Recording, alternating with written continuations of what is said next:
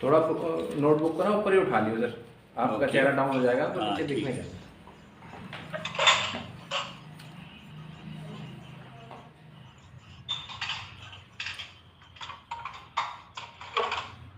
ये ज्ञान के बारे में इसमें कुछ ऐसे आया है कि जो हमारे स्पिरिचुअल मास्टर हैं, गुरु जो होते हैं, वो भगवान के रिप्रेजेंटेटिव होते हैं।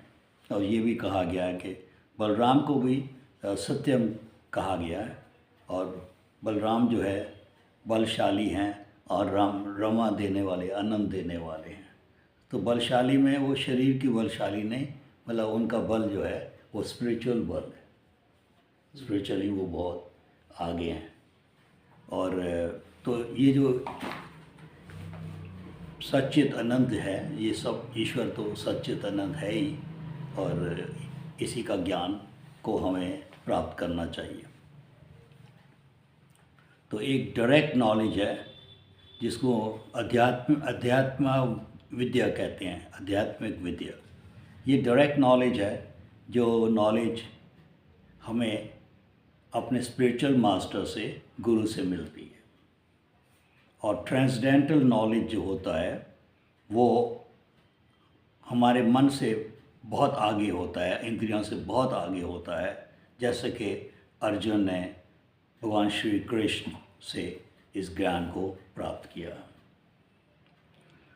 तो स्पिरिचुअल नॉलेज, ट्रांसडेंटल नॉलेज, फिर स्पिरिचुअल नॉलेज, जो जिसमें वो अल्टीमेट नॉलेज है, उससे बड़ा नॉलेज कोई भी नहीं है। इसको कॉन्फिडेंशियल नॉलेज भी कहा गया कि जहाँ भगवान कॉन्फिडेंट हैं तो वहाँ भगवान ने इस ज्ञान को दिया। वो कॉन्फिडेंट थे अर्जुन को देने में, इसलिए उन्होंने इसका ज्ञान को, भगवान श्री कृष्ण ने भगवद गीता का ज्ञान दिया। ठीक। तो ऐसा बताते हैं कि आप प्रवृत्ति मार्ग से आप आगे बढ़ने की कोशिश करो। जैसा कि प्रवृत्ति मार्ग और निवृत्ति मार्ग होते हैं। तो प्रवृत्ति मार्ग में क्या होता है कि धीरे धीरे आप ग्रेजुअली आगे को एडवांस होते रहते हैं। लेकिन इसमें एक प्रॉब्लम आती है कि कुछ लोग वेदों के लेवल में जब पढ़ करके काफ़ी वेद का ज्ञान आ जाता है तो वो आगे की कर्म कांड में जो आगे लाभदायक चीज़ें हैं उसमें ज़्यादा इन्वॉल्व हो जाती हैं। तो इट्स अ वॉलेटाइल प्रोसेस, मतलब ख़तरनाक है ये प्रोसेस। लेकिन गृहस्थ में रह के जलना है तो फिर आपको जो विधियां हैं, 9 विधियां जहाँ पर दे रखी हैं, उस विधियों में आपको उतरना पड़ेगा, भक्ति योग में उतरना पड़ेगा।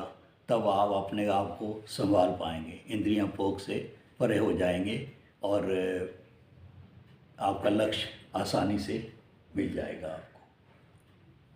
तो ब्रह्म ज्ञान जो है, इसलिए कहते हैं ब्रह्म ज्ञान भी एक सत्य ज्ञान है। और आपकी जो आनंद मिल रहा है, अगर इसको ब्रह्म का ज्ञान आपको मिलता है तो आप मृत्यु के भय से दूर हो जाते हैं।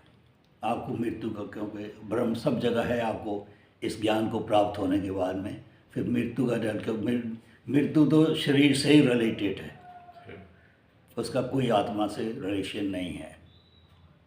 तो आपको ये ज्ञान प्राप्त होने के बाद में आपको, आपका जो ध्यान है वो ईश्वर की तरफ प्रमोट हो जाएगा, बढ़ जाएगा। और इस बात को केवल्य उपनिषद में बताया है, ये उपनिषद से निकला है। और इसलिए विद्या जो है पराविद्या, अपराविद्या। अपराविद्या जो है आप वेदों में कॉलर्स वगैरह में है, और जो पराविद्या है वो फ्रॉम श्रीमद् भगवतम के अंदर से आती है। भगवान के ज्ञान के बारे में श्रीमद् भगवतम ने जो डिस्क्राइब किया है, कहते हैं कि जो हमारे 9 द्वार हैं, इन 9 द्वार से हमें अगर प्राण छोड़ते भी हैं, प्राणों ने आत्मा को जकड़ रखा है, मतलब आत्मा के अराउंड फ्लोट हो रहे हैं। वो चेतना जो है फ्री नहीं हो सकती, उसका फ्री होना भी प्राण से फ्री होने से इंद्रियों से फ्री होने से ही वो भी फ्री होती है, अदरवाइज इतना आसानी से वो फ्री नहीं हो पाती। ज्ञान एक ऐसी चीज़ है जो इसको फ्री होने में, इस फ्रीडम से मिलने में, शरीर के बंधन के से बचने के मदद करता है ज्ञान। इसलिए मन, बुद्धि, अहंकार, मन से बड़ा बुद्धि, बुद्धि से बढ़ जाता है जो कभी कभी अहंकार, और अगर अहंकार कंट्रोल में है तो बुद्धि के बाद में आत्मा ज्ञान बढ़ने लगता है। तो बुद्धि डेलिब्रेटिव है, मन डेलिब्रेटिव नहीं है। मन अपनी मर्जी से बहुत सारे काम करवाता रहता है। जो चेतना है, सद्गुण जो है, सद्गुण को जब आप प्राप्त कर लेते हैं तो आपके जो ये सब द्वार जो हैं मतलब सही अपनी पोजीशन में रहने लगते हैं। आँखें जो हैं, आँखें के सही पोजीशन है ईश्वर के चरणों का ध्यान। टांग का सही पोजीशन है तीर्थ स्थान जाने के लिए। मन का जो सही पोजीशन है उसका अपने सारी इच्छाओं को श्री चरणों में, कृष्ण के श्री चरणों में डालने का।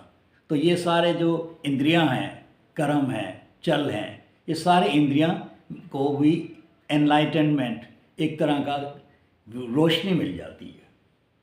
मतलब हम गलत चीज़ को देखने के लिए रुचि नहीं रहते। अब वरना हमारी आंखें क्या देखना चाहती है? कुछ गलत चीज़ को अपनी एंटरटेनमेंट, इंद्रियां भोग के लिए ये आंखें करती है। जीवा क्या करना मांगती है? उसको भी चखने का काम है। तो इस तरह से हम अपनी जो भी हमारी इंद्रियां हैं और जो मल रूप की जगह हैं, सब शरीर के 9 द्वार हैं, ये भी अपने जगह शांत होते हैं और ठीक रहते हैं। जैसा कोई गलत किसी की चुगली उठाना, किसी के अगेंस्ट कुछ बात करना, पार्टीबाजी बनाना, ये सारी इंद्रियां हैं शांत हो जाती हैं। तो ज्ञान के ऊपर में इस बात को बताया है कि सद्गुण का ज्ञान। भगवान ने तो कहा है ना, तुम्हें ये जो तुम्हारे प्रकृति के गुण हैं, ये तीनों प्रकृति के गुण में तुम फंसे हो। और हैं तो सारे ही एक तरह के बंधन हैं, चाहे वो सद्गुण है, चाहे वो रजस है, चाहे तमस है। तुम बंधे तो हो, सोने के चेन से बंधे हो, चांदी के चेन से बंधे हो, या एक लोहे के चेन से बंधे हो। बंधन तो तुमको ये छोड़ने नहीं देते। तो इस वजह से सद्गुण के ऊपर अगर तुम आओगे, भगवान कहते हैं कि rise above the 3 modes of material nature, प्रकृति के तीनों गुणों के ऊपर आओ। तुम ऑपोजिट्स के ऊपर आओ। अच्छा है, बुरा है, दिन है, रात है, मीठा है, कड़वा है, स्त्री है, पुरुष है, ये सारी चीज़ें जो ऑपोजिट्स हैं, इनसे जब तुम पूरे परे आ जाओगे तो मेरे को प्राप्त करोगे। तो इस देखिए, हर चीज़ आपको बांध रखे। आपकी डेजिग्नेशन है, आपकी डिग्री है, आपकी पोजीशंस हैं, आपका हेरिटेज है, आपका ख़ानदानी पोजीशन है, ये सब आपके बंधन है। तो यहाँ पर नॉलेज के ऊपर में इस तरह से बताया गया है। जितना तक शुद्ध सद्गुण में नहीं आते, तुम मेरे को आसानी से ना तुम समझ सकते हो और ना तुमको समझा पाऊँगा। तुम उस गुण में अगर नहीं आओगे तो भगवान का, तो इसलिए उसको इस तीनों के बारे में बताया गया है। प्रकृति के गुणों के बारे में अलग श्लोक में भी अलग अध्याय है, जिसके ऊपर में बहुत सारी बातें भगवान श्री कृष्ण ने कही हैं। जो लोग जब इंसान फ्रस्ट्रेट हो जाता है भौतिक संसार के कर्मों से, तो वो आगे ईश्वर को ढूंढने की कोशिश में ध्यान देता है। तभी वेदों में लिखा है कि अततो ब्रह्म जिज्ञासा, तब तुम ब्रह्म को जानने की जिज्ञासु बन जाते हो। सही जिज्ञासु बनोगे तो ब्रह्म को पहचानोगे, ब्रह्म को पहचानोगे तो परमात्मा को पहचानोगे। पहले आत्मा को पहचानोगे, सेल्फ रियलाइज़ करोगे, अपनी पहचान बना लोगे, पता चल जाएगा मैं कौन हूँ। और फिर परमात्मा को पहचानोगे, परमात्मा के बाद स्वयं भगवान को भगवान के दीदार दर्शन करोगे। तब जब वो प्रसन्न होगा तभी वो किसी को अपना दर्शन देगा, और उसी रूप में देगा जिस रूप में तुम उनकी आराधना करते हो। तो जो सब 5 तरह के जो भाव हैं, इस भाव में तुम कोई भी भाव में रहोगे, आखिर भगवान की प्राप्ति हो जाएगी। तो जैसा कि संता भाव, दास्य भाव, साख्या भाव, वात्सल्य भाव एंड माधुर्य भाव। तो सबसे ऊपर तो माधुर्य भाव, वात्सल्य भाव भी वो बहुत ऊपर है। लेकिन जो लोग इतने में संतुष्ट हो जाते हैं, गोपाल की मूर्ति ले ली, उसको नहलाया और फिर कपड़े पहना दिए, तो वो भाव तो है, लेकिन हम लोग कई जगह उस भाव में उतरने की हमारी स्थिति नहीं है। दास्या भाव जो है वो ठीक है, जैसे फॉर एग्ज़ाम्पल हनुमान जी है दास्या भाव में, और साख्या भाव में अर्जुन है, माधुर्य भाव में राधा जी हैं, गोपियाँ हैं। तो कई ऐसे भाव हैं जो ये धीरे धीरे भाव बढ़ता है। ऐसी बातें जो हमारी बेसिक क्वालिफिकेशन, संता भाव का तो सिर्फ भगवान को मानना और जाके अपना सर झुकाना, जो साधक है। साधक के बाद तो साधक है तो बाधक मत बनो और भक्त बनो, भक्ता बन जाओ। इस तरह से लिखा गया है ज्ञान के ऊपर में। और ये बातें वेदों में भी 4 श्लोकों में भगवान विष्णु ने ब्रह्मा जी के हृदय में पहुंचा दिया। मतलब उनको ऐसा वो ये बातें उनके हृदय में ये ज्ञान उतरा।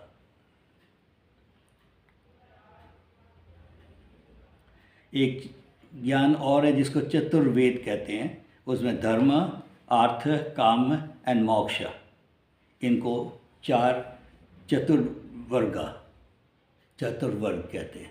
है ये विचार, लेकिन भगवान श्री कृष्ण कहते हैं कि तुम इस तरह से अपने आप को, धर्म को और तरह से समझना। मतलब तरह तरह के जो नियम हैं, सेवा है, वो सारे धर्म ही है। इंसान के बहुत सारे धर्म हैं। माता पिता है तो बच्चों के लिए भी उनका भी धर्म है, बच्चों का धर्म है, माँ बाप की सेवा में धर्म है। तो इस तरह से मास्टर का धर्म है, स्टूडेंट्स की पढ़ाने लिखाने में धर्म है। तो इन धर्मों को तुम जब करके कुछ अर्थ कमाने लगते हो, अर्थ कमाते हो तो काम वासना में पड़ जाते हो। जैसा जितना भी जिन्होंने अर्थ ज़्यादा पैसा कमाया, उन्होंने कमाते ही चले गए, काम वासना में फंसे रहे, और मोक्ष का रास्ता उनको नज़र नहीं आता। फिर आखिर आज के ज़माने में तो वो उनके जो जनरेशन है वही मस्ती करती है, वो बर्बाद करते हैं सारे पैसों को। अच्छी तरह वो पैसा का कोई यूटिलिटी नहीं हो पाता।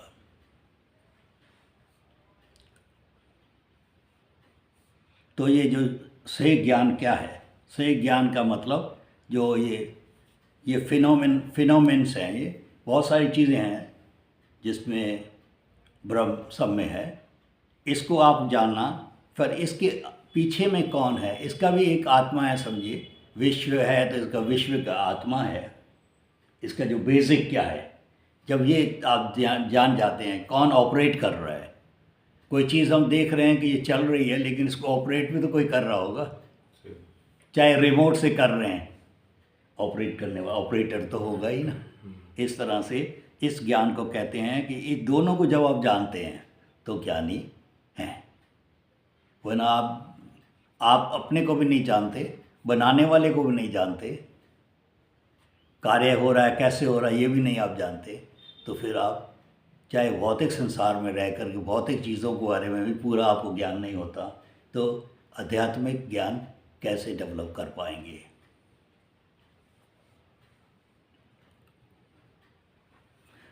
विष्णु पुराण में ऐसा लिखा है कि जो ऐसा ज्ञान अगर आप प्राप्त कर लें, भगवत ज्ञान को, और फिर आपको ऐसा कोई संभाव नहीं रह जाए, कोई और किसी चीज़ की ज़रूरत आपको लगे कि भाई मैं ठीक से नहीं ज्ञान प्राप्त किया, या मैंने ज्ञान का प्रचार ठीक से किया भी नहीं, तो वो अभी आप ज्ञान में अधूरे हैं। भगवतम का लिखने का जो हुआ, बाद में लिखा वेद व्यास जी ने। तो भगवतम को लिखने का भी यही विचार था कि वो अपने आप में वो कुछ उदास रहते थे और सोचते थे अभी मैंने जिस तरह से मानवता को बड़ा ज्ञान, पूरा ज्ञान देना है, आसानी से वो समझ सकें, और फिर वो ज्ञान को श्रीमद् भगवतम को लिखा गया।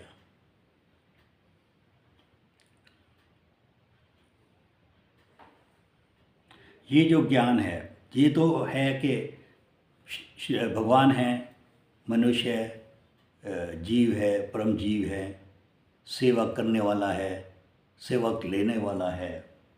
इन बातों को जब आप समझ जाते हैं तो क्या भगवान, ये जो हमारा रिश्ता है, ये सारा रिश्ता को हम जब समझ जाते हैं भगवान के साथ, तो ये हम विज्ञान को समझने लगते हैं।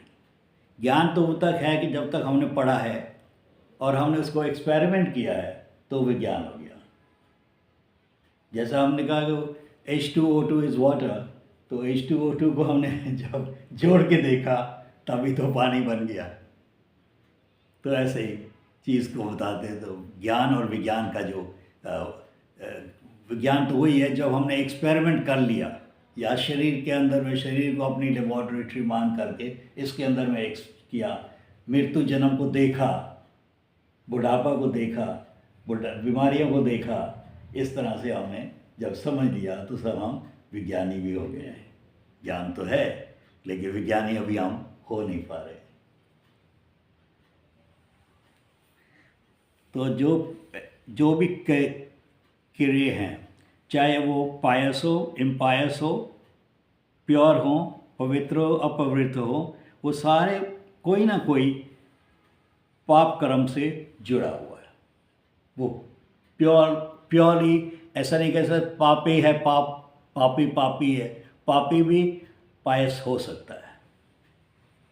उसका जो प्रभाव उसके ऊपर में जो असर हो रहा है पाप कर्म का, वो ज़्यादा हो रहा है। तो धीरे धीरे ये सब चीज़ों को समझने से आपको धर्म, अर्थ, काम, फिर मोक्ष उधर से आपको नहीं मिलेगा, ज्ञान से मिलेगा। वो लोग सोचते हैं यही हमारे 4 ऑब्जेक्टिव्स हैं, लेकिन भगवान श्री कृष्ण कहते हैं कि तुम भक्ति योग का साधना करो, भक्ति योग का साधन को करो तो तुम्हें इन चीज़ों से परे हो जाओगे। मेरी आसानी, मेरा स्वभाव को प्राप्त कर लोगे। भगवान का स्वभाव प्राप्त करना या भगवान की जो ऑप्युलेंसेस हैं, गुण हैं, उनको प्राप्त करना। तो जो मोक्ष में यही बताया है कि भाई कई तरह के मोक्ष हैं, भगवान के करीब रहना, उनके चरणों की सेवा करना, ये सब अलग अलग 5 या 6 तरह के 6 तरह के मोक्ष की स्थिति है।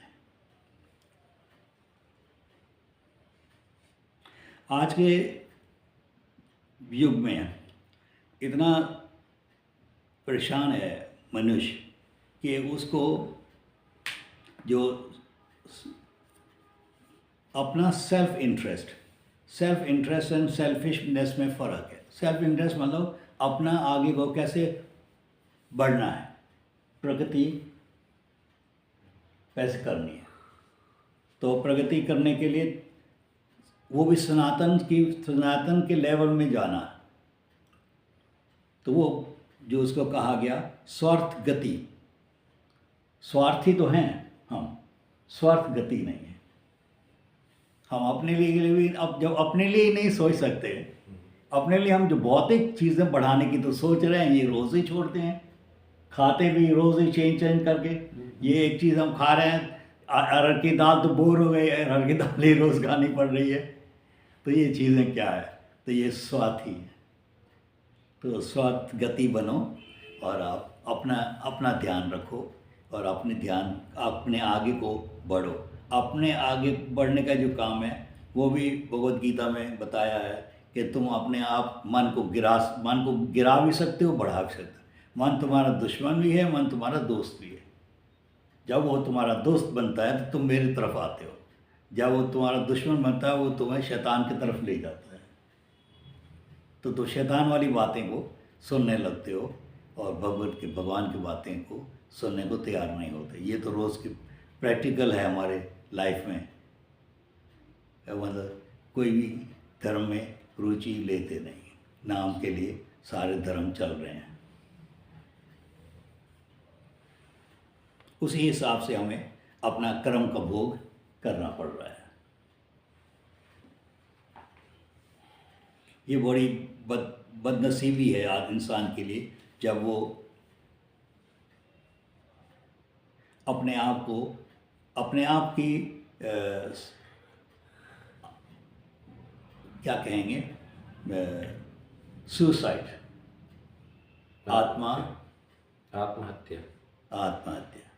आत्मा को मार भी नहीं सकते, लेकिन मरते ही रह रहे हैं, मरते मरते जीवन को गुजार रहे हैं।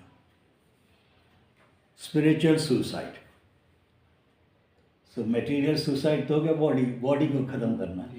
स्पिरिचुअल सुसाइड हो गया तो अपने आत्मा का ज्ञान को आगे बढ़ाना नहीं, ये है स्पिरिचुअल सुसाइड, ऐसा लिखा है। भगवान श्री कृष्ण कहते हैं कि जब से ही तुम्हें ज्ञान मिल जाएगा, तुम्हें और ज्ञान की प्राप्ति नहीं होगी और तुम ऐसे हो जाओगे कि तुम कष्ट से बड़ा कष्ट भी तुम्हें परेशान नहीं करेगा। तुम उसके नाम को गाने लगोगे, नाम को सुनकर नाचने लगोगे और तुम्हारे अंदर में 8 ऐसे लक्ष्य आएंगे जो एस्टेसी कहते हैं, भक्ति योग में उतरते हैं।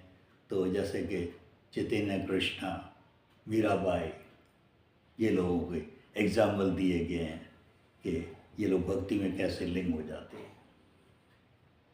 तो भक्ति के ज़रूरती क्या है? पहला ज़रूरत तो है कि acquisition of knowledge, that is wisdom. Wisdom mean voice. Voice के 2 मतलब हैं। एक वॉइस तो होता है ईर्ष्या, VIC, एक वॉइस होता है WISE। वो भी एक वॉइस जो है वो ईर्ष्या है, वो नफरत करने वाला है। और वॉइस होता है जो सेंसिबल एंड सेंसिटिव। जो सेंसिटिव हैं वो छोटी छोटी बातों में लड़ पड़ते हैं, और जो सेंसिबल है बड़ी से बड़ी बात को भी सुन लेता है। तो हमारे ये 2 शब्दों को मैंने समझा है कि we are just sensitive to for nothing. कहते हैं ना हम वक्त नहीं है जी। वक्त कैसे नहीं है भाई? बहुत बिजी हूँ, किस काम के लिए बिजी। आखिर में भी तुम जाओगे तभी तुम यही कहोगे वक्त नहीं है। रोक कर देखो भगवान को कि अभी मेरे पास वक्त नहीं है, आ नहीं सकता मैं। एक व्हाट्सएप आया अभी रिसेंटली, वक्त नहीं है। तो वक्त तो सबके पास है, लेकिन आपको स्वार्थ गति नहीं है, आप गति नहीं प्राप्त कर रहे हैं अपनी।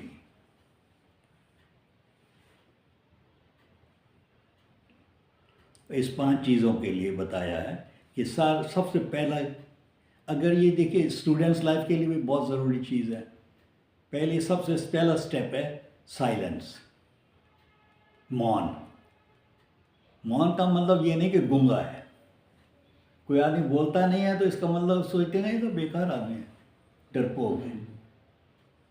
उसके अंदर में जितनी एनर्जी है दूसरे में है ही नहीं। जो बक बक करके बोलता है, कहते हैं 2 आदमी लड़ रहे थे और ये बंदर की कहानी भी यहाँ आता है। अच्छा। वो खाने के लिए लड़ रहे थे और बंदर उसको फैसला करके देने मांगता है, और उस फैसले में इधर की ग्राइंड टूटता है, इधर की ग्राइंड टूटता है, फिर आखिर कुछ रह नहीं जाता, वो सब खा जाता है। ये वाली बात है। इसलिए मौन जो है, शांत से रहना, अपना सब्रशील होना, बातों को कहा गया है। अगर मौन है तो आपका सुनने का शक्ति अच्छी है। देखो, मुझे जो मौन नहीं रखेगा वो सुनेगा कैसे? वो तो क्लास में अगर इतने स्टूडेंट्स बैठे हैं, वो पहले गपशप मार रहे हैं जो लोग, या कागज़ का वो बना के हवाई जहाज़ बना के फेंक रहे हैं, तो क्या सुनेंगे? लिसनिंग। तो या सुनना, श्रवणम को हमेशा बड़ा इम्पोर्टेंट बताया। और फिर आया मेमोरी मतलब याद करना मतलब स्मरण। तुमने स्मरण नहीं किया तो तुम बेकार हो। तुमने एक्सेप्ट नहीं किया उस नॉलेज को, अंदर उतारा नहीं। एक कान से सुना, दूसरे में निकाल दिया। वो मुंह से बक बक करता है तो सुना भी नहीं। जी। और दूसरा आ गया चौथा, प्रैक्टिस, अभ्यास करना। जब तुमने सुना है और जो तुम आगे सुनने जा रहे हो, इसलिए पहले क्या स्टूडेंट्स को बताते थे, जो आज पढ़ाया है उसको पढ़ो, अच्छी तरह से पढ़ो। जो कल पढ़ाने जा रहा हूँ आगे का चैप्टर को पढ़ो थोड़ा, ताकि तुम मेरे पास आओ तो दूसरा चैप्टर को आसानी से समझ सको। जी। तुम तो अपने को वो कहते हैं ना, कुछ गैस क्वेश्चन पेपर, तो गैस क्वेश्चन पेपर भी बड़े लीक होते थे। वो गैस नहीं होते थे, चोरी के पेपर होते थे। लोग पैसे दे, हज़ारों हज़ारों रुपए दे करके उसको खरीदते और इम्तिहान देते थे, पेपर लीक हो जाते थे। आजकल यही बातें हो रही है। हाँ, आजकल है, तो हमारे ज़माने में नहीं था। और टीचिंग, पांचवा है प्रचार करना। जो तुमने पढ़ा है, सुना है, याद किया है, अभ्यास भी किया है। अभ्यास की इतनी शक्ति है कि जैसे कि लता जी को देखिए, लास्ट मिनट तक वो अभ्यास करती रही। I think she lived about 93-94 years age. तो अभ्यास का जो है बहुत ज़रूरी है। ये तो भगवान श्री कृष्ण ने एक जगह कहा है ना, कि जब अर्जुन ने कहा मन बहुत चंचल है प्रभु, मन तो काम वासना में फंसा ही रहता है, कभी ना कभी कोई काम में फंस जाता है, तो क्या करूं? तो भगवान ने कहा बहुत सिंपल है, ये तो भी तुम्हारी डिज़ायर्स है, इच्छाएं हैं काम वासना की, ये तुम मेरे चरणों में डाल दो, अभ्यास करो। जब तुम कोई चीज़ आई तुम्हारे सामने में, तुम कहो कि प्रभु ये आप देख लो ज़रा, आप ही तो करता धरता सारे आप ही तो हैं, कारण भी आप ही हैं। तो आप अगर ऐसे अभ्यास करोगे तो धीरे धीरे आपको ये चीज़ें आएंगी ज़रूर, लेकिन तुम्हें तंग नहीं करेंगी। अभ्यास के ऊपर में भगवद गीता में एक जगह ऐसे बताया है, तुम मौन, श्रवणम, समरण, अभ्यास, प्रचार। तो जो कहते हैं ज्ञान जो है, ऐसा नहीं कि सिर्फ मन से ही आप ज्ञान प्राप्त कर सकते हैं। ज्ञान को आप किसी को देख करके भी प्राप्त कर सकते हैं। लिविंग, कोई जीव कैसे जी रहा है, चींटी कितनी बार ऊपर चढ़ती गिरती रहती, गिरती रहती, तो आपने इस ज्ञान को कहाँ से सीखना है? वो छोटी सी चींटी से सीखना है। तो by watching others their lifes, अब बड़े बड़े संतों की ज़िंदगी, जीवन को जब हम देख के हम ज्ञान प्राप्त कर सकते हैं। ये जो उड़ान भरी गई हैं, ये पहले और तरह की उड़ान थी। तो हम सोचते थे कि एरोप्लेन हमने बना लिया तो बहुत बड़ा हमने रिसर्च कर लिया। वो तो अग्नि के बैलून से भी सफ़र कर लेते थे। अब ये बैलून अब दिवाली के लिए रह गया, किसी की छत में गिरेगा तो आग लगा देगा। इस तरह भी एक गिरा था पिछली दिवाली में मेरे घर के सामने वाले। सब सब क्या गिरते हैं ये। तो इस तरह से बता रहे हैं कि जो भी आपको ब्रह्म ज्ञान है वो सत्य ज्ञान है।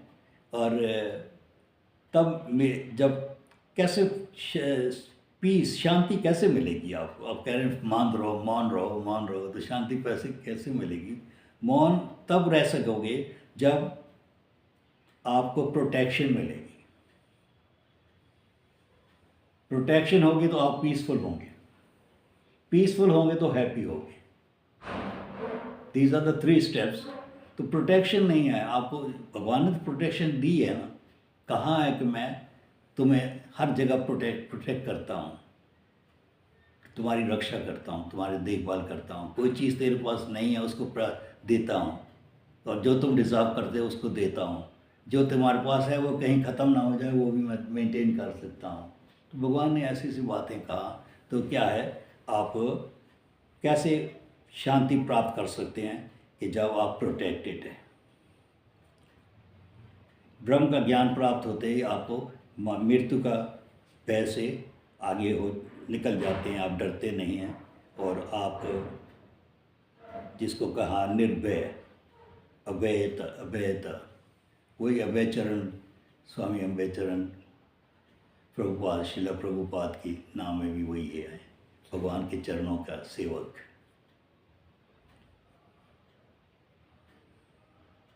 और सब एक ही होता है। ज्ञानीज जो हैं तरह तरह के टाइम समय में और तरह तरह के हालत में, कई हालतें थी उस तरह में कोई ज्ञानी आया, जैसा कि ईसा आया, जैसा मोहम्मद आए, अलग अलग समय में अलग अलग समस्याएं थी, अलग अलग भाषाओं में। तो ज्ञानी ने ज्ञान की बात तो सिर्फ एक भगवान की बात करी है और उसको तोड़ मोड़ करके ये पंथ बने हैं और पंथों ने अपना ही जमाने के लिए कि हमारा ये सही है, वो सही नहीं है, वो इस बात को जानते ही नहीं, अपने धर्म में भी नहीं जानते कि क्या सही है क्या सही नहीं है। सिखिज्म को सही, सिखिज्म कहाँ किस लेवल में था और आज किस लेवल में है।